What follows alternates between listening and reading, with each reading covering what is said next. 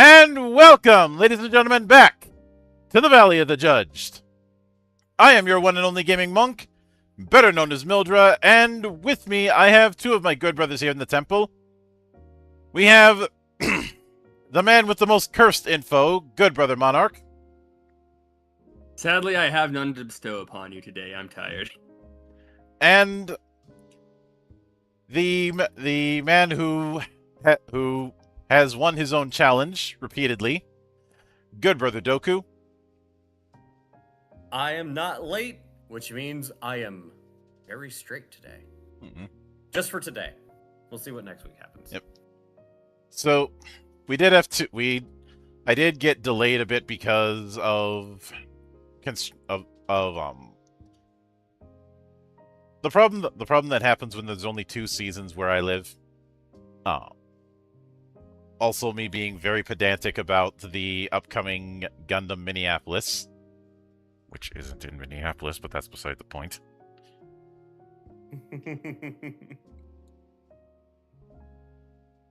Look, I'm not gonna say anything. Not gonna say anything. Well, of course, you haven't been in the land of 10,000 lakes. So.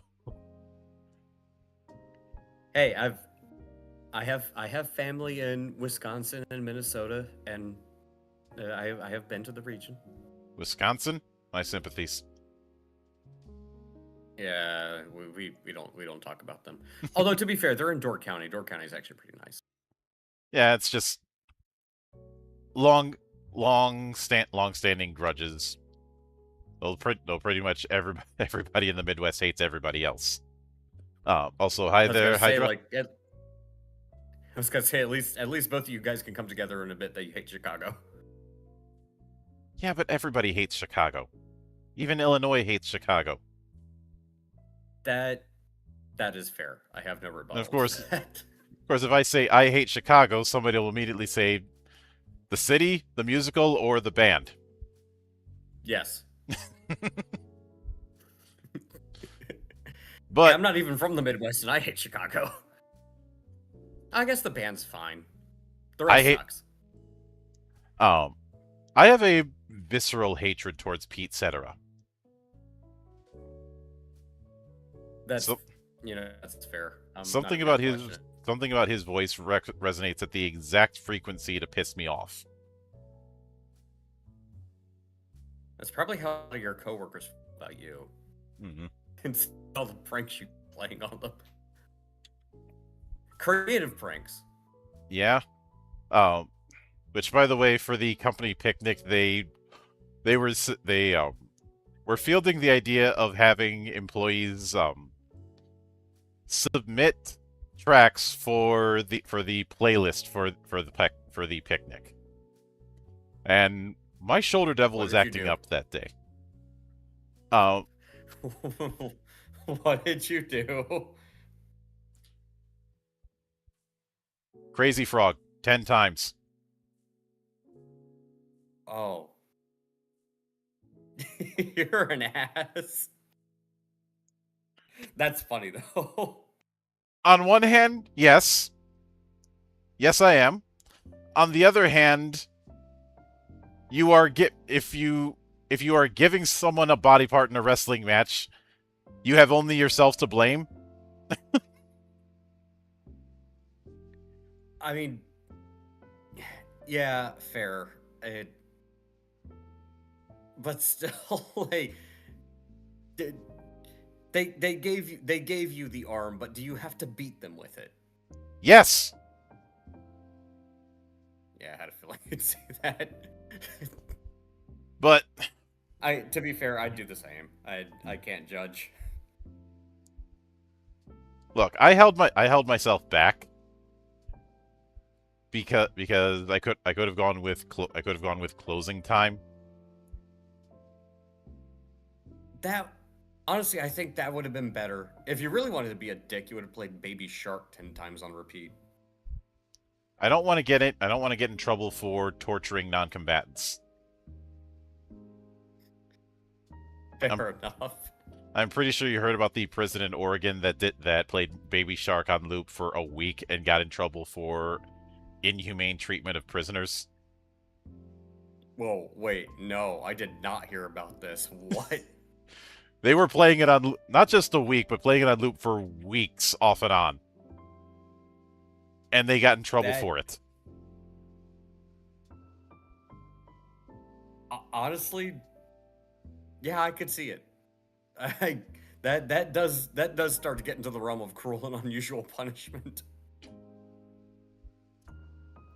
But like a day, sure, but weeks? Yeah, that's bad. That's PTSD levels of bad. And people call me cruel. I mean, I am, but that's beside the point. But I was gonna say, like, at least you have some humor behind your cruelty. Yeah. That's just mean. Last time around, we delved a little bit into character creation and the state of the setting regarding the different realms, as well as some of the states regarding the other colonized planets, or even the deeper colonies, and the fact that, as Monarch and I had brought up to you beforehand, this is more Rome in space than it is Warhammer 40k. Any 40k parallels are mostly because of drawing upon a similar thing, since, well, a large amount of Terra is very Rome inspired, and, well, High Gothic is basically Latin.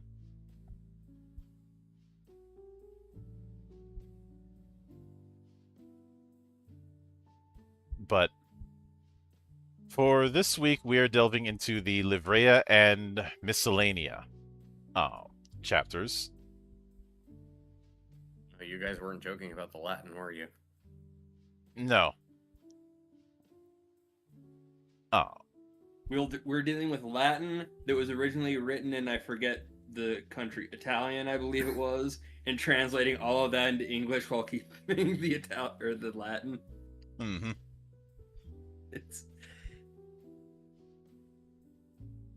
It makes it a bit of a rough read at times. Yeah. I was gonna say that is commitment. Mm-hmm.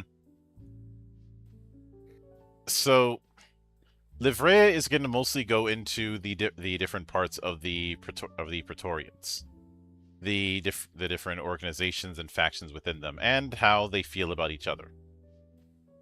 But it opens with the life of a Praetorian lies between his Guardia and his Ordo, whose combination in the military field is labeled Livraea or livery, a term generally referred to the color of an animal's fur. A Praetorian's livery is indeed a permanent feature and is rarely his own choice. Now, for context, Doku, Ordo is essentially the group that trained that particular Praetorian, and the philosophy of those Ordos as well. Gotcha. So, a Praetorian is placed in a particular Ordo after his Tirochium, basically his the early training, depending on personal disposition and natural talents rather than on aspirations. Similarly, his Guardia is determined by his country of birth, although there are rare cases of pre-existing bilateral agreements between emperors, according to which a stranger is allowed to enlist in another Guardia. Obviously, there are exceptions to the above rules, which may be regarded as favoritism or as recognition of great effort and personal commitment. Whatever the reason for the exception is, all eyes will be on the Praetorian, who is immune to the almost perfect laws of the livery.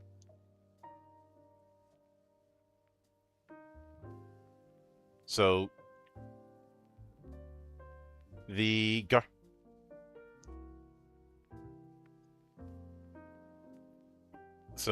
Guardiae, born for the protection of the Augusti of Rome and later extended to the entirety of Earth, they distinguish themselves from the regular army as the constant alliances of humankind against alien enemies encourage the organization of armies in the united multi-planetary hierarchy now called the Ordo Martis, i.e. Order of Mars. Apart from this Ordo, as it will be further explained, the Praetorians firstly make a vow of fealty to their Caesar and his security and prosperity. Such a concept was so vague and multifaceted that it gradually turned the Guardiae into personal militias of their imperators, engaging trusted men and women with many high-risk tasks. And each Guardiae is its own faction with its own mottos and nicknames. And also their own ranking systems. The first one is the Guardia Adamantis. Their motto is Born from Steel, and their nickname is Primarchs, the first to reign. This is the first Guardia and the oldest one. This was the one that was created by Octavius Augustus over 2,000 years ago.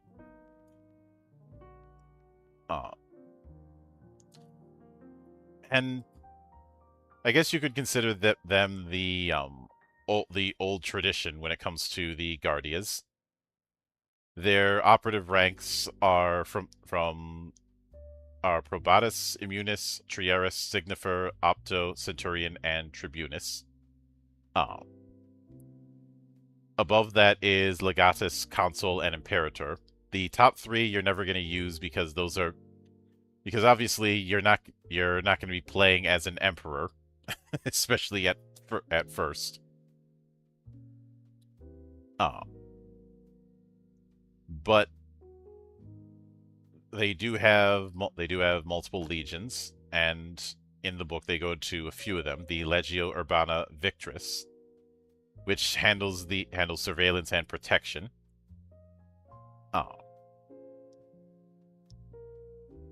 the Legio Italica Siderealis. Mainly the I guess the expeditionary force, you could call it. A lot of the people there are explorers and scientists. The Legio Maurica Fulminata, which comes from Oceania, basically, having Maori warriors joining essentially this future Rome.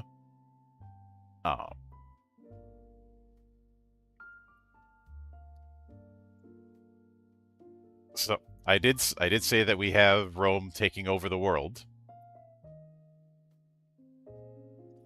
but we have the Legio Ecclesiastica Apothecaria,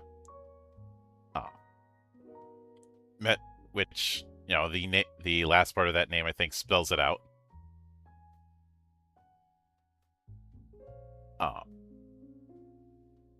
And then about what I always appreciate the whole what they think about going into the other factions.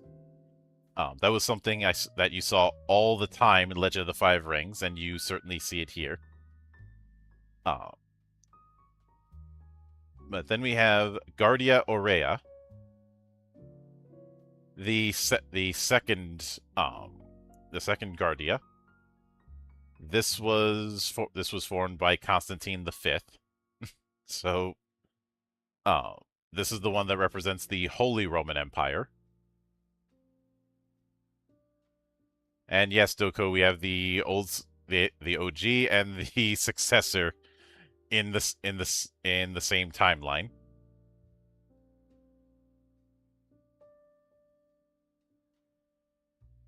So make of that what you will. Also, I'm not even going to attempt to pronounce the Greek there.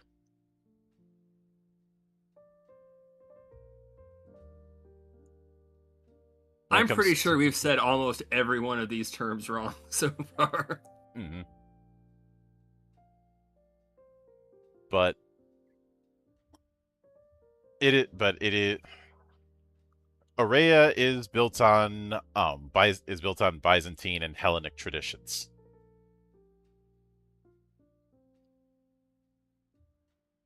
And this applies just as much to their particular ranks. And instead of legions, they have tagmata, or tagma singular. The first one is Tagma Amazon, which is exactly what you think it is. Then we have Tagma Varangian, so a incarnation of the Varangian Guard. Especially since it involves a alliance between Moscow and Constantinople. Then the Nizaritan, which is a alliance between Byzantium and the Hashemite tribes of Islamic philosophy.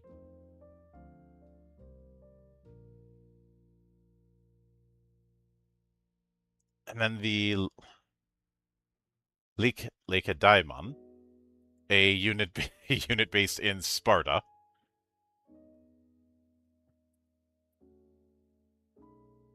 And it is exactly what you think it is. Then we have the Guardia Ferrara, which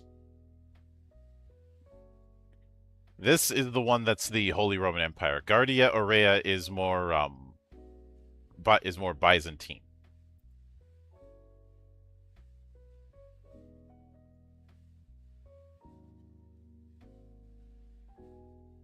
And their nickname of the Knights is definitely appropriate, especially with the art there. I've seen some people look at that and immediately say Space Marine, but no.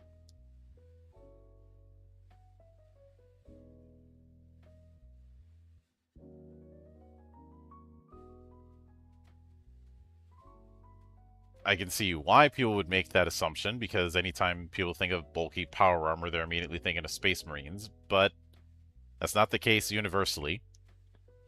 That certainly wasn't the case with any of the power armors we saw when we covered Knight.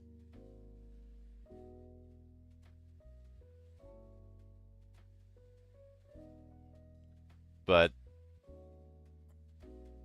they do have the 10 ranks that we've seen before.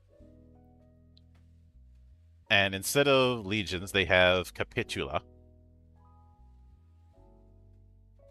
including the Capitulum Sanctae Inquisitonis, or the Capitulum of the Holy Inquisition.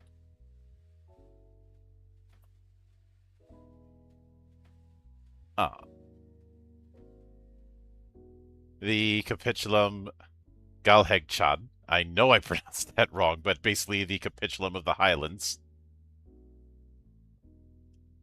And the Teutonic Capitulum, which is composed of the Germanic tribes.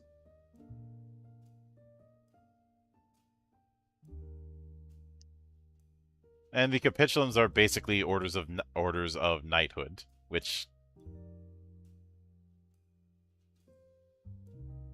kind of gives you displays what we're dealing with here.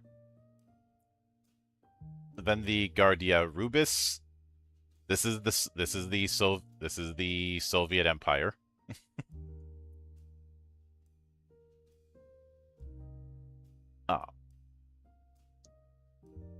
And their legions are referred to as Spetsnaz. And if I'm not going to read Greek, I'm definitely not reading Cyrillic.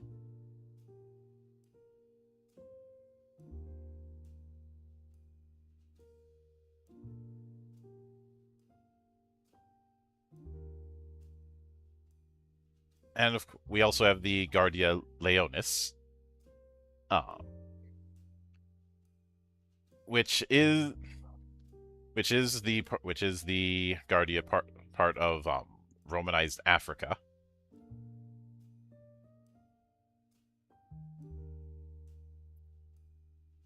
And those are the main Guardias, which just those factions alone kind of give a very strong indication of what you're dealing with each area.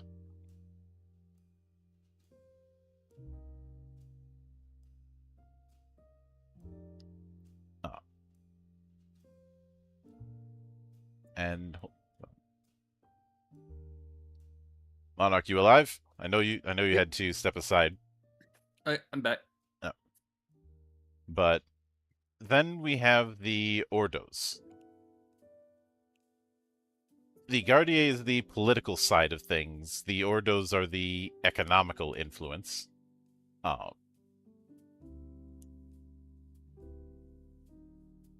And these ones are also going to be a heavy part in training. We have the Ordo Martis, the Ordo Diane, the Ordo Mercury, and the Ordo Plutonus. Oh, I forgot. Oh yeah, and the Ordo Minervae. I forgot about that. And the choice of Ordos does play a factor in the attribute and skill setup that we saw last week.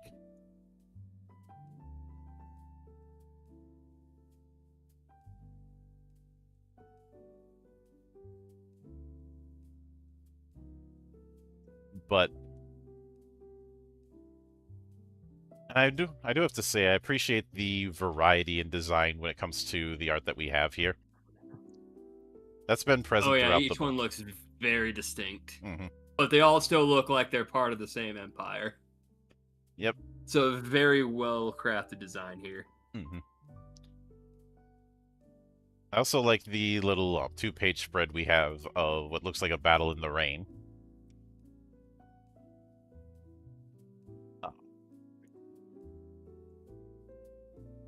Getting to actually see what that thing looks like in combat it's a lot different than just seeing the still pictures from earlier. Mm-hmm.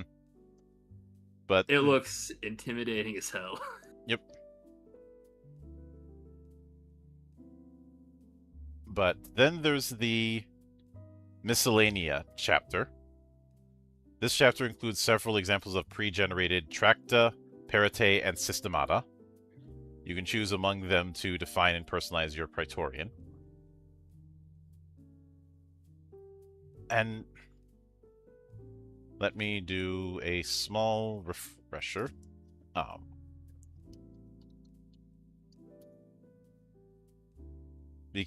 Because fortunately, like a lot of World of Darkness games, there is a there is a brief glossary in the front. Were there tears in that battle, Monk? I will not confirm or deny, but Tracta is described as cultural and educational skills you acquire from training in your Guardia. So essentially the skill package. And goes, the following list of Tracta will be useful to characterize and describe the Praetorian's training, as well as the bright and dark sides of his identity, according to the culture and typical training of his Guardia. You can only use one Tractum once per scene. We did cover that. When the Praetorian's behavior is favorable, adding one die per level to a single check and maintaining the Tractum's active status until the end of the scene. When it's active and you go against it, you get a negative dice per level to the next check related to the situation.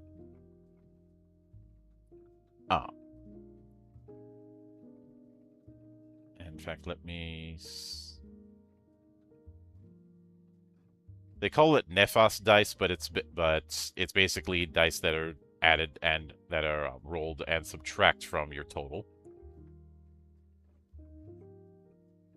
So if you see FD, that is Phos dice. That's addition. Nephos is subtraction.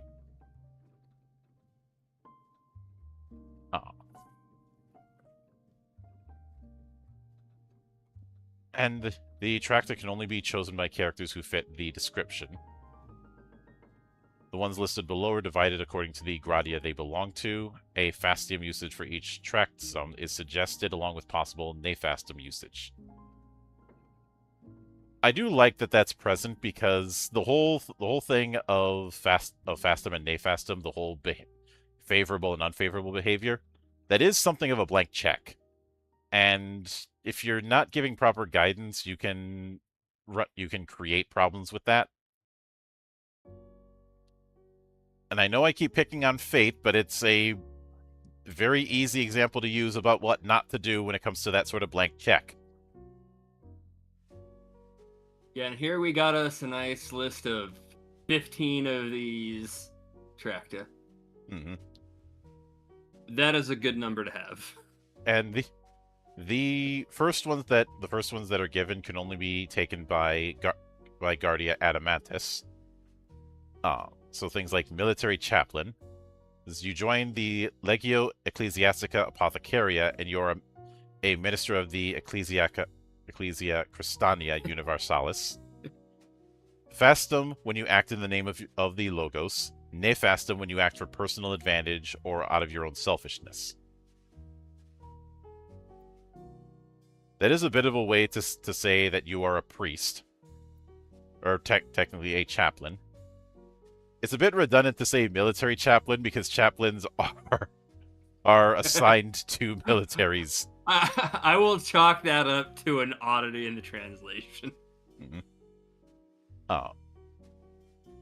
Unless it was also redundant in the original translation. Mm-hmm. But I like that it gives an example of the positive and negative ways to use each of these. And then we have another, and that's just for one Guardia. Then we have another one for the Guardia Aurea, which is again about, let's see, 1, 2, 3, 4, 5. Yep, 15. Each one's got 15. Mm-hmm. I went ahead and double-checked the count on all of them. Yep, the Tracta Ferrera, which included things like Germanic Berserker.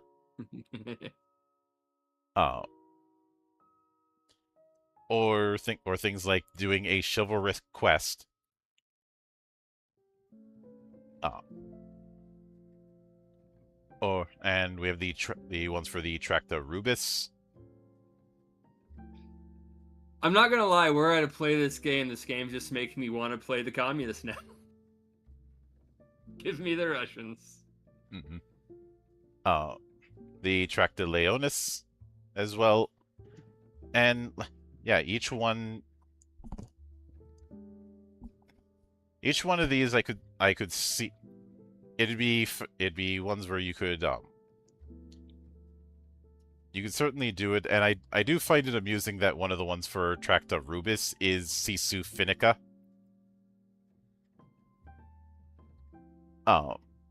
Sisu is a difficult thing to translate, but the best way to describe it is a national independent spirit of Finland.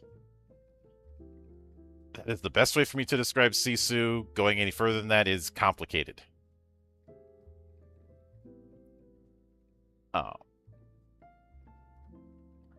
Yeah, for a setup like this with the Tracta, I think you really do want a lot of examples. Mm-hmm. And with 15 examples with each one of these, that might actually be more than you needed. But I'm glad we got the 15 on each. As the saying goes, better to have it and not need it than need it and not have it. Exactly. But then we have the Perite. In this section, all the most characteristic Perite for each Ordo are listed. Anyone can purchase any Pertie, even if it doesn't belong to his Ordo. Obviously, belonging to an Ordo will give you more chances to deepen and develop the Pertie of a single Ars above all others. The lists of Pertie are sorted according to the 5 arts. For each arts, you'll find the most common names for a particular kind of Pertie in bold, and next to it, some examples of alternatives, which may be more specific and preferable to customize your Praetorian. I remember last week we said we were concerned that there wasn't a skill list, that it was a bit broad. This kind of answers that question. Yeah. It's one of those things, it wasn't like kind of clear that we were going to get something like this from the original wording. Yeah, but something a bit better structure to this book might have helped, but I am very happy to have more on this here. Mm-hmm. So, for example, with the Ars Martis, which you need to take Ordo Martis to get the most out of. Examples they give are weapons, climbing, warfare, bomb disposal, heavy artillery, athletics, combat, running, and forcing, and driving, blades, throwing, swimming, jumping, lifting weights, strategy, techniques, and flying. And each one has more specific examples you could go with instead. But I'd imagine for first-timers, they'd probably want to go with the bolded ones just to give themselves something a bit more broad.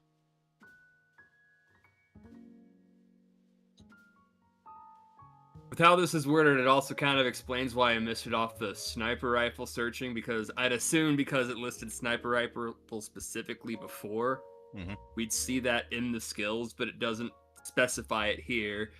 But you do see stuff later that will only apply to something that classifies as a sniper rifle.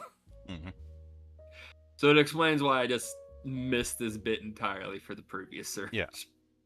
And we have that same pattern for the Ars for Diane, Mercury, Plutonus, and Minervae.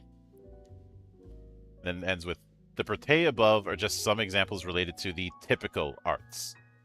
Other new and original Pertae can be modeled after those listed above and may be related to a different ars.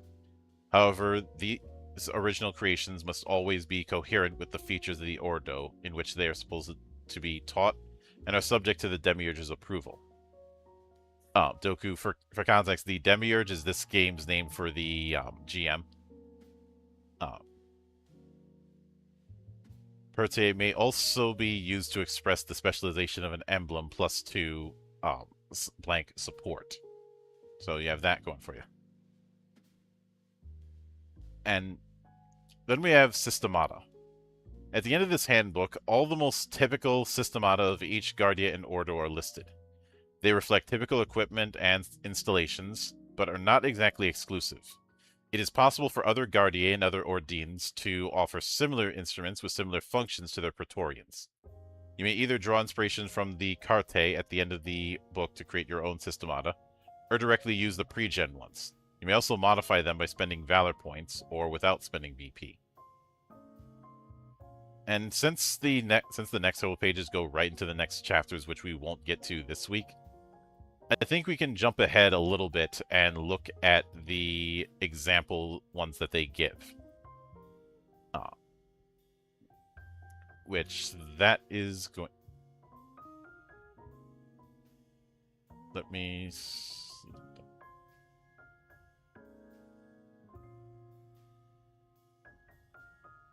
Let me see the specific page that that's going to be on.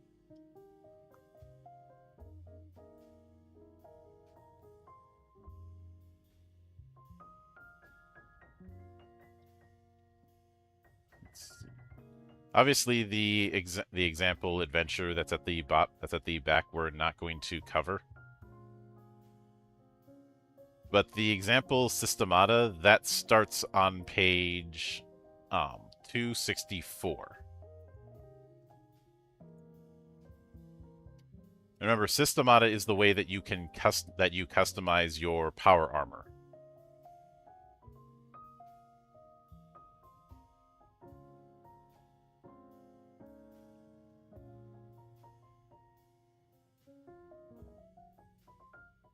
And we have 9 example systematas for each Guardia.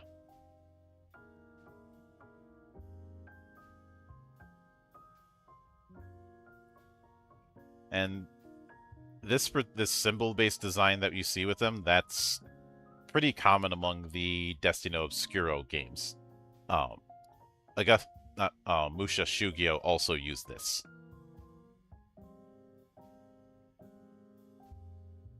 I do kind of wish we had images on the other side for them, but you work with what you got.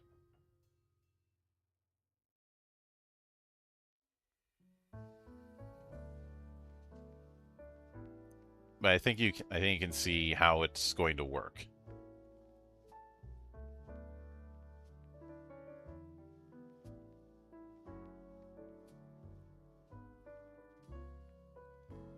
And not all of the systemata are weapons.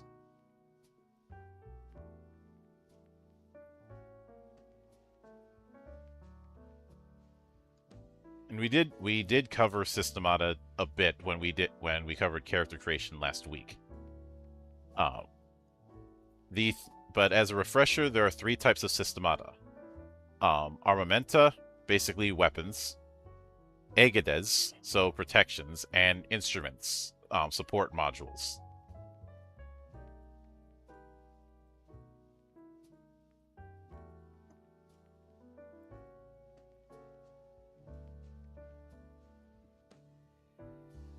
Which each one has their own emblems, which I think the emblems is one thing that we didn't cover.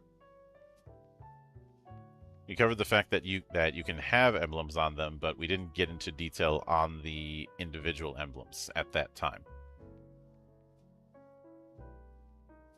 This is another good thing. What was it? 9 total examples, was it? Yep.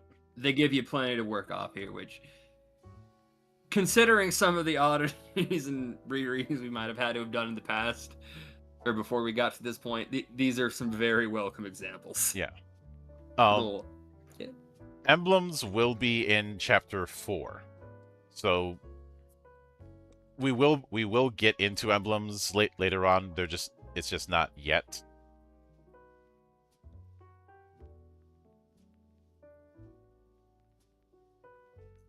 But I will note in advance that there are mechanics for how you are supposed to arrange your systemata on a 3x3 grid with the character sheet. And how you arrange them may have certain other mechanics to it as well. Like if you arrange it in a T or if you arrange it in an X or stuff like that. There are formations for these things. It'd be interesting to see how that plays out. Mm-hmm. But as an example, I'll look at the Kaiserliche V2. Kaiserliche Teutonica's traditional Zweihander. The blade of this two-handed sword. It says sword. It's supposed to be sword, but it says sword there. Is made of monomolecular ultra alloy metals and enhanced titanite. The stats at the bottom. PA is basically action points. So I look at that as kind of a translation thing. Valor and ammo is, well, how much ammo it's going to use, which is kind of redundant with a sword, and whether or not it's using valor points.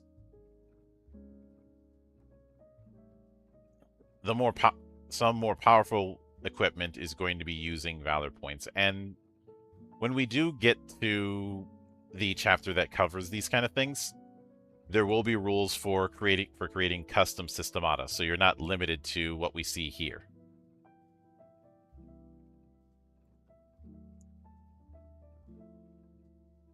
But the emblems that this has, let's see.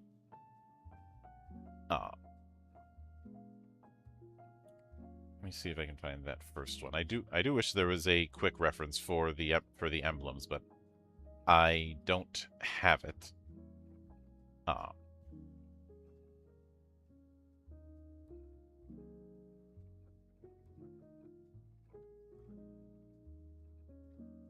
Pierce. So the first emblem is Pierce, which is exactly what it sounds like. The second one is just a damage multiplier.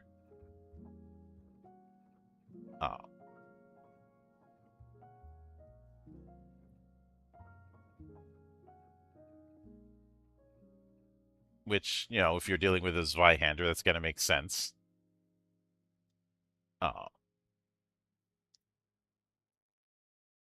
The third one is heavy, which just means which just means that it is going to you're going to be rolling a 1 danger die on checks with using it because of, well, the fact it's a heavy weapon. The 2x and 3x is just how many times those emblems apply. You can apply emblems multiple times, though each emblem has a cap in how many times it can be applied.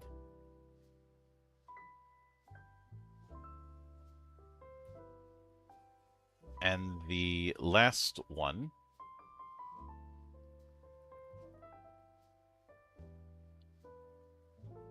is powerful, which just means it does more damage for each emblem that it has on.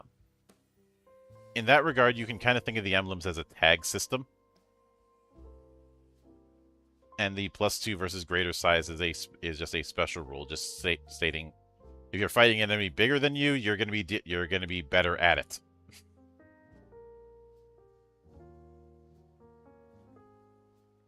Because, you know, it's a Zweihander.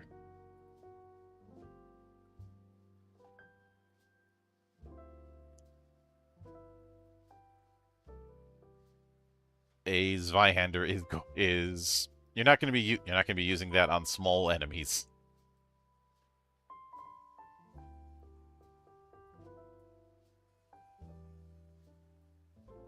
But I know this was a relatively short episode, but what's your guys' thoughts on the different Guardias and Ordos that we see here, as well as the sample stuff we saw in the Miscellanea chapter?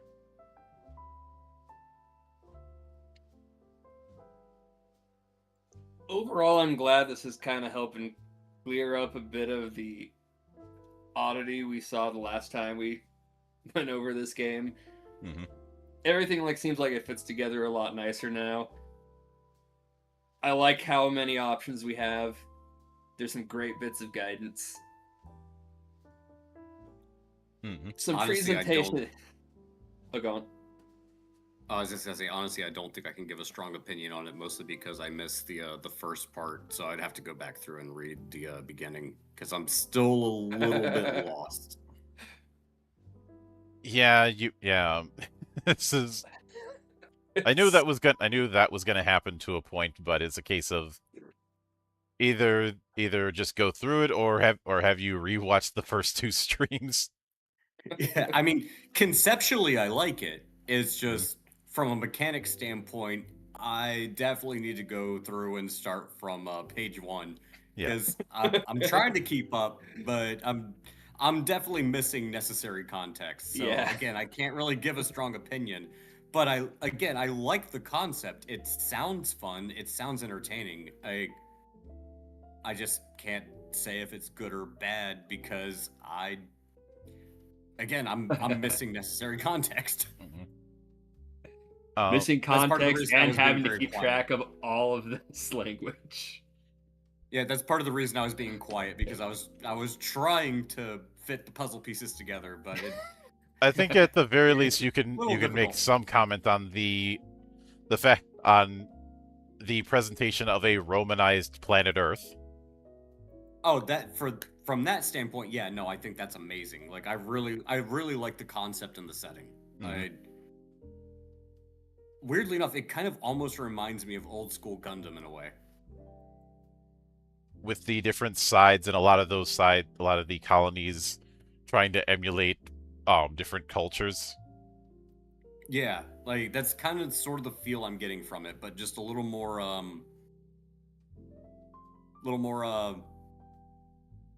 Legiones.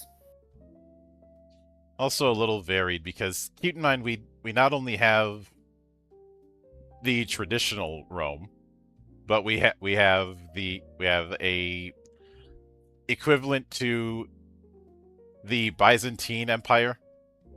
We have an equivalent to the Holy Roman Empire. We have an equivalent to the Russian Empire. The Zulu Empire. It's pretty clear that the Latinized Africa is meant to be the territory around Zulu's dynasty. Essentially sub-Saharan Africa. Well, that's the thing. I like that it's mirroring what's happened in history. So in that sense, it does seem familiar but different. So and I think that aspect is actually very well done. I would have to go back through and read the rest of the book. But conceptually, I think it's fantastic. I should also note, despite how futuristic everything looks, as far as the year, it's not far removed from the current year on the calendar.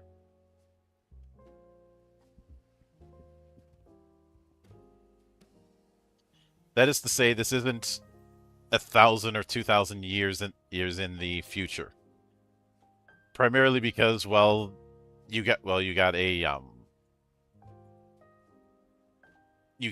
a massive head start. But the setting, the current year, the setting is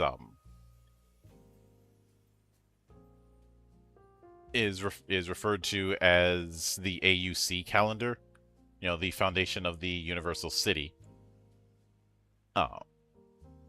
which would be 2771 under that calendar, and under the calendar we're familiar with, it would be the year 2018. Well, and also on that aspect, and I guess maybe this is I didn't think about this until you brought it up, but if you go from where we're sitting at right now and all the way back to any year AD, that's at least 2020 plus years. Look at what's happened in 2,000 years. We went from fighting with swords to now we have nuclear bombs. I mean, what on earth can happen in another 2,000 years?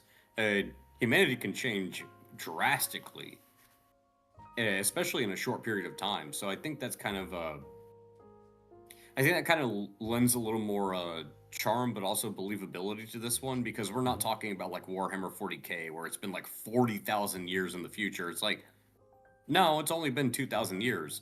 I say only. But again, look at what can happen in 2,000 years.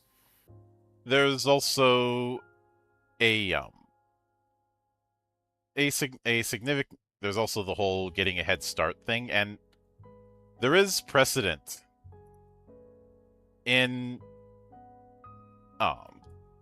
other settings, because consider how quickly things jumped in, say, Mass Effect, when just a artifact was discovered of Prothean origin. Then all of a sudden, what was a primitive spacefaring civilization jumps into galactic affairs. Even if the start of those galactic affairs was a little bit awkward.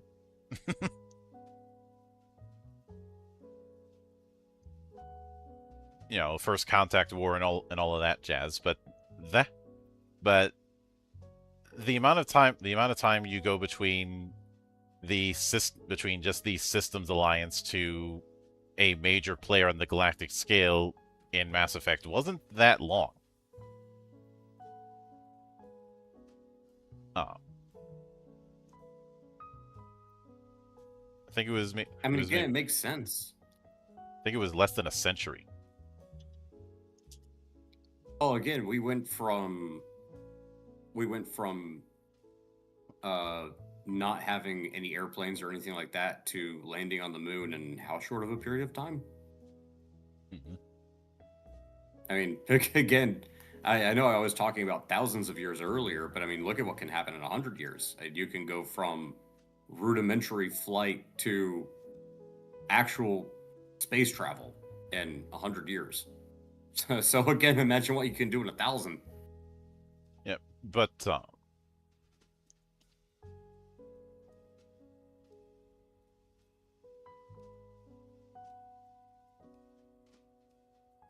for example,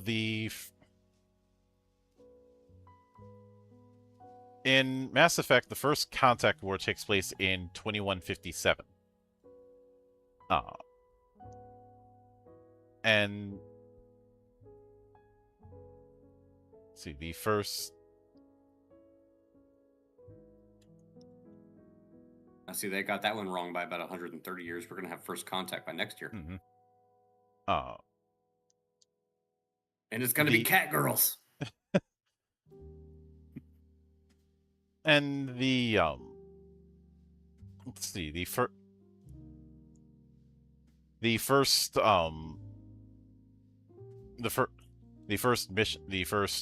mission to Mars was in Mass Effect's universe 2003. The Mars Express. Well, they missed that one by about 25-ish years. Mm-hmm. But going from just experimenting with looking at other planets to getting to fights with whole other species in less than 200 years.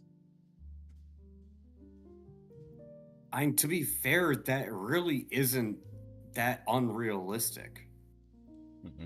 Like, I'm not saying it's going to happen, but if I was going to set a time frame and a timeline, yeah, that falls in line with other human civilizations encountering each other and getting into wars with each other. So, yeah, if we're expanding out into the universe, mm-hmm. Yeah, I think that's actually fairly well balanced. Oh, yeah.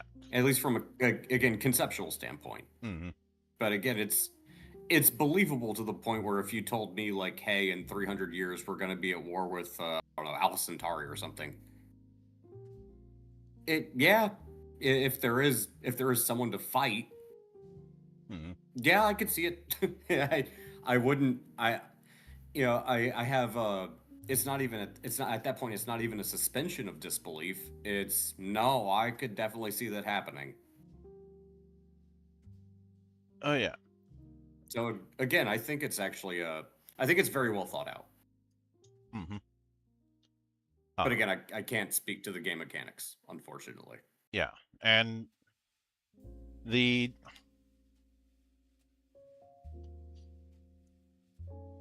different ordos that we see, I look at that as as a case of showcasing the fact that as you're playing as Praetorians, and this is a very mission-based kind of game. Praetorians are meant to be elite. Like from the word go, you are going through special training that is putting you well and truly beyond the rank and file soldier. And the Systemata is another one of those cases because yes, it is a power armor that you can call upon the same way you saw that with the armors in Knight. Because of the way that the Systemata was described in early chapters, almost sounds like you can have normal clothing one moment and then with a command you can bring that armor around you. Which makes them Tokusatsu heroes. This makes Gavan a Praetorian. Okay, I wasn't gonna bring this up, but tell me if I'm off base on this one. I don't really get like Space Marine vibes from this, but I'm definitely feeling like this seems like Helldivers to me. Just very Roman inspired Helldivers. There's not enough variety in equipment to justify that, and not all missions you're going to be dealing with are combat missions.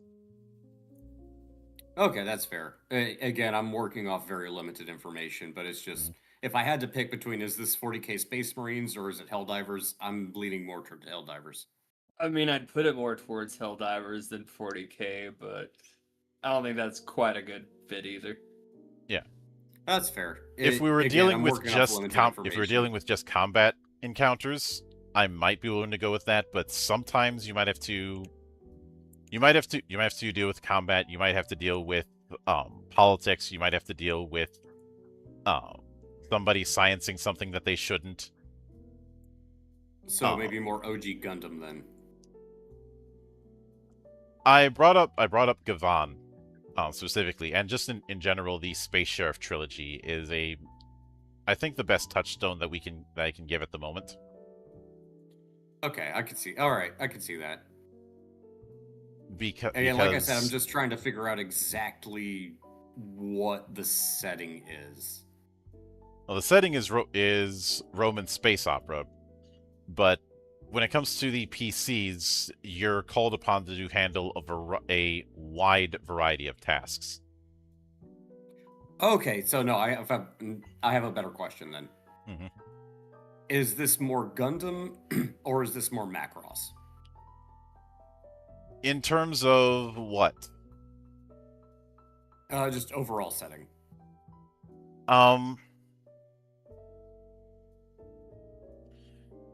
Kind of. I mean, I know it's Roman space, but Gundam, I think.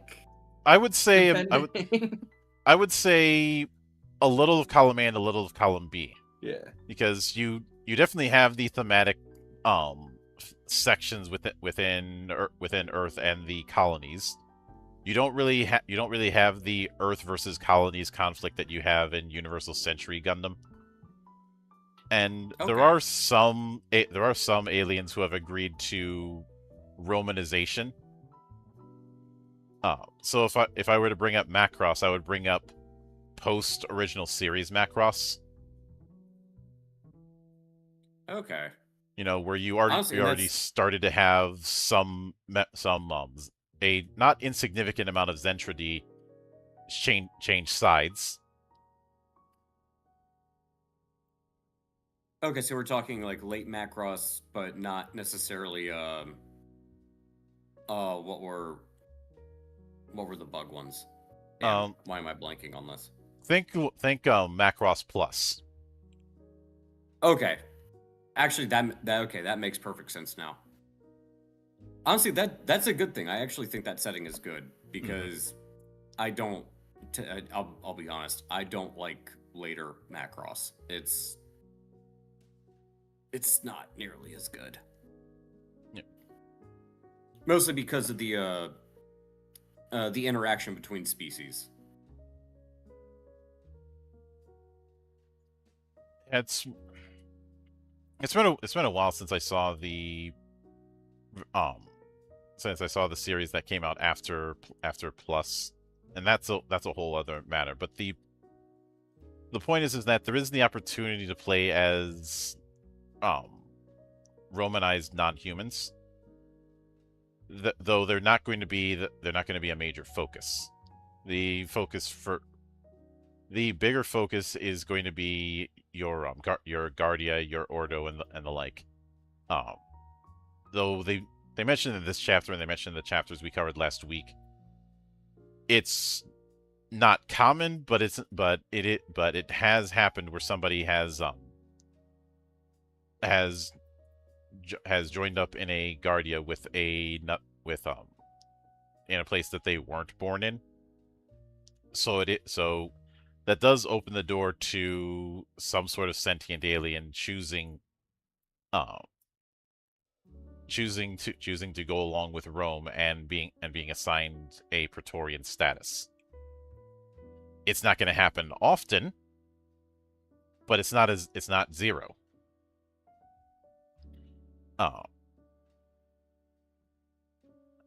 And oh damn, that is something that's straight up out of Robotech: The Shadow Chronicles. Oh yeah, the thing that was everywhere across every website I ever visited for months and then disappeared. Yeah, it's kind of odd how that sort of just came and went. Although at least it actually came out, unlike the last time that Harmony Gold tried to do something with Robotech. Yeah. Remember Robotech 3000? Oh god. The thing that was so bad it never even got made. I mean, to be fair, that was probably the better decision. Yeah. And that's saying something. I kind of wish I was at the convention where it was showcased so I could see how badly they got booed. Because that's the story that happened. They showed a trailer at a convention. Not just any convention, one of the bigger toy conventions in the country. Got booed out of the building. And the next day, it got canceled. Again, to be fair, that was probably the smarter decision. But like, why throw money at something that you know is going to be an absolute failure? Well, these days they call that Tuesday in Hollywood. That is fair. I have no rebuttal to that. But obviously, since this is the third episode for Augusta Universalis, when we come back here next week, it'll be a double feature week, tackling two projects: New Eden and Ritual Deck. And Ritual Deck I put in specifically to indulge in the fact that a lot of y'all are sleeping on the idea of using cards in your tabletop games instead of dice.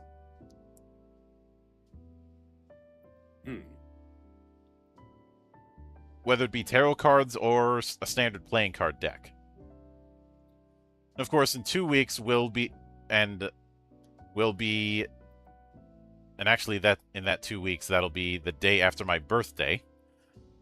We will be delving right back into Augusta Universalis, so you've got about 2 weeks to play catch up. That works for me. So keep an eye out for that. But until then, on behalf of the good brothers present and not present, my name is Mildra. I am your gaming monk. Stay fucking frosty, everybody.